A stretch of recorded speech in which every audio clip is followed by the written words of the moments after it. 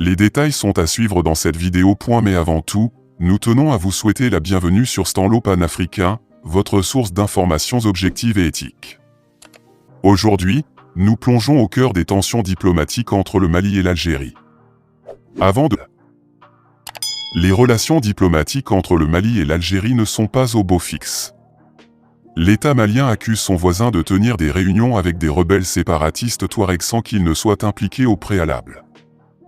Mali, Algérie, le torchon brûle entre les deux voisins. Comme conséquence, le mercredi 20 décembre 2023, le ministre des Affaires étrangères du Mali, Abdoulaye Diop, a convoqué l'ambassadeur d'Algérie au Mali. Durant les échanges, il lui a fait cas du mécontentement de son pays envers ce qu'il a qualifié d'actes inamicaux. Sur la page Facebook du ministère des Affaires étrangères du Mali, on peut lire le compte-rendu des échanges. Il est écrit que Abdoulaye Diop a souligné que les rencontres récurrentes, au plus haut niveau en Algérie, et sans la moindre information ni implication des autorités maliennes, d'une part avec des personnes connues pour leur hostilité au gouvernement malien, et d'autre part avec certains mouvements signataires de l'accord pour la paix et la réconciliation au Mali, issus du processus d'Alger, ayant choisi le camp des terroristes, risquent de nuire aux bonnes relations entre les deux pays. Aussi, ces actes sont une ingérence dans les affaires intérieures du Mali. Il a donc exhorté la partie algérienne à privilégier le dialogue avec les autorités maliennes, les seules légitimes à maintenir les échanges d'État à État avec les partenaires du Mali. C'est dans ce même élan que le ministre algérien des Affaires étrangères, Ahmed Attaf, a également convoqué l'ambassadeur du Mali en Algérie le jeudi 21 décembre 2023.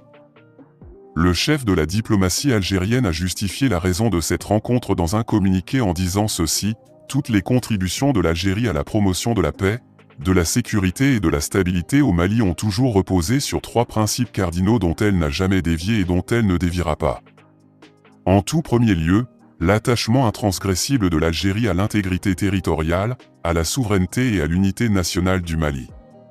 En second lieu, la profonde conviction que la voie pacifique, à l'exclusion de tout autre, est la seule apte à garantir au Mali la paix, la sécurité et la stabilité de manière irréversible et durable. En troisième lieu, et en conséquence des deux premiers principes, c'est par la réconciliation nationale et non par des déchirements fratricides récurrents que le Mali s'engagera dans une œuvre commune portée par tous ses enfants sans discrimination et sans exclusion, lui assurant ultimement sa souveraineté, son unité nationale et son intégrité territoriale. » L'ambassadeur de l'Algérie au Mali a été rappelé dans son pays. Le Mali a également rappelé son ambassadeur à Alger pour consultation ce vendredi 22 décembre 2023, au nom du principe de réciprocité. Il est important de préciser que l'Algérie a été le pays médiateur pour le retour de la paix dans le nord du Mali à la suite d'un accord signé en 2015 entre le gouvernement malien et des groupes armés à dominante touareg. Ce accord a été appelé « Accord d'Alger ». En novembre 2023, l'armée malienne a repris le contrôle de Kidal. Cela a donc eu un impact sur l'accord d'Alger. Par ailleurs, insécurité au Mali, l'imam Mahmoud Dicko reçu par le président algérien Abdelmadjid Tebboune. Le président algérien Abdelmadjid Tebboune recevant l'imam Mahmoud Dicko. Le président de la République algérienne, Abdelmadjid Tebboune, a reçu, le mardi 19 décembre 2023, l'imam de la confrérie Kountia de la République du Mali, Mahmoud Dicko, selon un communiqué de la présidence. À l'issue de l'audience, l'imam Mahmoud Dicko a salué le « soutien » de l'Algérie à son pays pour la pacification du nord du Mali.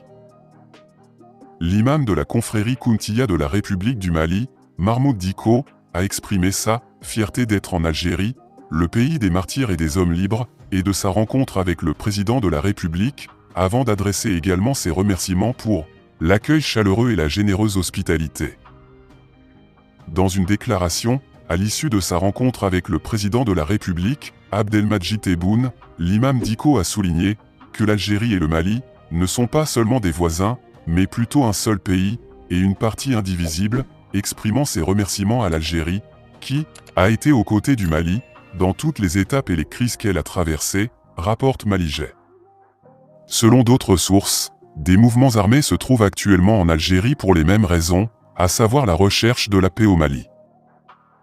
L'audience s'est déroulée en présence du directeur de cabinet par intérim à la présidence de la République, Boualem, du directeur général de la documentation et de la sécurité extérieure, le général-major Djebar Mena et du conseiller du président de la République, chargé des affaires religieuses, des zaouïas et des écoles coraniques, Mohamed Hassouni.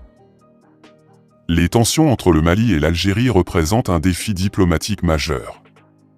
Restez informés en vous abonnant à Stanlo Panafricain pour suivre de près cette situation évolutive.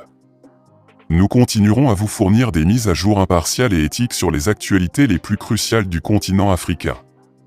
Merci de nous accompagner sur Stanlo Panafricain, votre source d'information.